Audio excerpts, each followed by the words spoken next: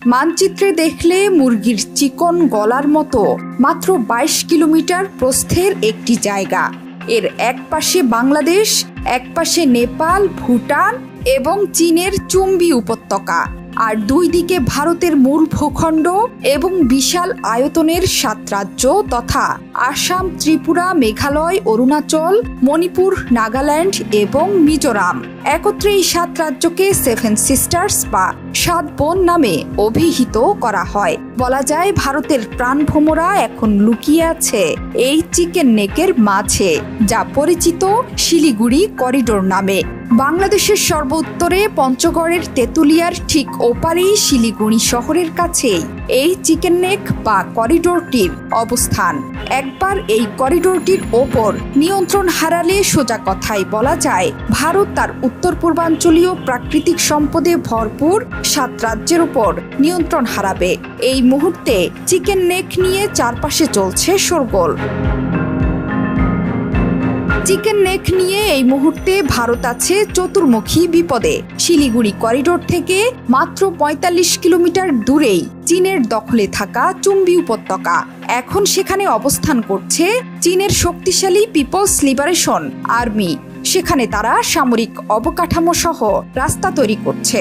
বহুল আলোচিত ডোকলাম হয়ে চীনা সেনাবাহিনী এই চিকেন নেকের দিকে আরও এগিয়ে আসার চেষ্টা করছে। শুধু কি চীনের বিপদ, ভারতের উত্তর পূর্বাঞ্চলের বিভিন্ন বিদ্রোহী গোষ্ঠী এই চিকেন নেকের আশপাশ জুড়ে সক্রিয়। এর মধ্যে উল্লেখযোগ্য হল কামতাপুর লিবারেশন অর্গানাইজেশন বা KLO। এছাড়াও আসামের বিদ্রোহী গোষ্ঠী উলফা এই মুহূর্তে নিষ্ক্রিয় হলেও যে কোনো মুহূর্তে আবার জেগে উঠতে পারে ঘুমন্ত আগ্নেয়গিরি। শিলিগুড়ি করিডোরের ওপর প্রতিবেশী নেপালের সঙ্গেও ভারতের সম্পর্ক এখন আর ঠিক সুখকর নয়। ফলে চিকেন নেকের নিরাপত্তা নিয়ে ভারতের অভ্যন্তরেই উঠেছে নানা প্রশ্ন। ভারতের উত্তর পূর্বের ৭ রাজ্য বৈচিত্র্যময় ভাষা, জনজাতি, পাহাড়, অরণ্য এবং প্রাকৃতিক সম্পদে ভরপুর। এই অঞ্চলে বসবাসকারী মানুষের সংস্কৃতি থেকে খাদ্যাভ্যাস সবই ভারতের মূল ভূখণ্ডের মানুষ থেকে আলাদা। এই ৭ রাজ্য ভারতের মানচিত্রে অন্তর্ভুক্ত হওয়ার পর থেকেই এই অঞ্চলের বিভিন্ন সংগঠন ভারতের হাত থেকে স্বাধীনতার দাবি তুলে আসছে। ফলে এখানে ভারতীয় সেনাবাহিনীর শক্ত অবস্থান আছে। এর ফলে মণিপুর, অরুণাচলের মতো প্রদেশে অন্যান্য জায়গার মতো স্বাভাবিক জীবনযাত্রা নেই। মূল ভূখণ্ডের কাছ থেকে সাংস্কৃতিক এবং অর্থনৈতিক আগ্রাসনের শিকার হওয়ার অভিযোগও এ অঞ্চলের মানুষের আছে।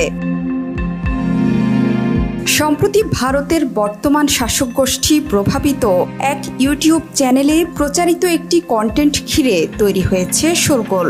সেখানে স্পষ্ট করেই বলা হয়েছে শিলিগুড়ি করিডোর বা চিকেন নেকের নিরাপত্তার স্বার্থে এ এলাকার আয়তন আরও বাড়ানো প্রয়োজন। একথা বলে আসলে তারা পার্শ্ববর্তী নেপাল এবং বাংলাদেশের ভূখণ্ডে সামরিক আগ্রাসন চালানোর হুমকি উস্কে দেওয়ার চেষ্টা করেছেন।